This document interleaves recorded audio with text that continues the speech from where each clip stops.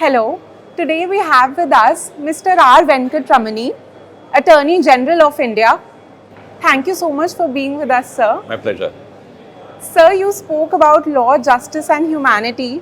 So coming to our Indian legal justice system, do you think we take humanity and morals into consideration? Well, if law is not about humanity, then there is no law at all, right? And if justice does not understand what is the connection between law and humanity, then there is no justice at all, right? Therefore, the need to understand in contemporary times what would constitute humanity, right? And how do we relate law and justice to humanity is something which must go beyond conventional political debates.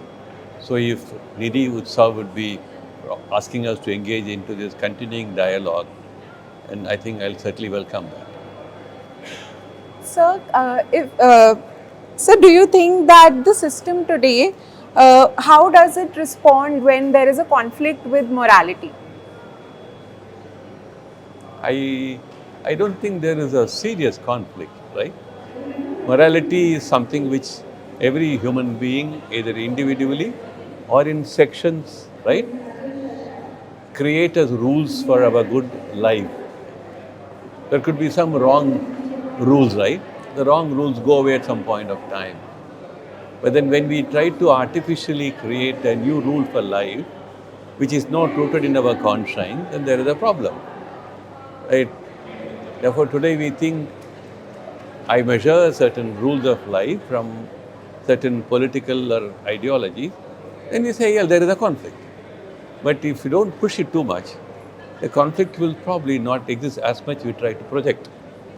So it depends on how you project a conflict. Right. Yes. So you mentioned that from the time of Ramayana there has been rule of justice. So how do you think with evolving time that concept has evolved? You go back to any one of those ancient legal systems, Hammurabi, right? Hammurabi said, I heard a complaint that one of my ministers had received the money in corruption. Then I owe a responsibility to set it, undo this problem. So we had this quest for impartial, objective justice, not something very contemporaneously discovered. It's been part of human life. What only it did not pervade all sections of the community, but then it also got lost over a period of time when it became an unequal social order, believed in unequal social order, and tried to do justice within an unequal social order, which is very different. So now I'll come to a short rapid fire, which requires like an instant answer. So law versus morality, conflict, yes or no? No. Is justice always fair? Not necessarily. Empathy in judging needed? Certainly. Punishment versus reform, what is the priority? Both must go together.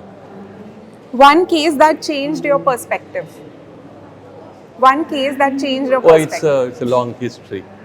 It's a case of Adivasi woman who was subjected to sexual violence in the police custody. That case changed my understanding of what legal fraternity can do beyond all other considerations.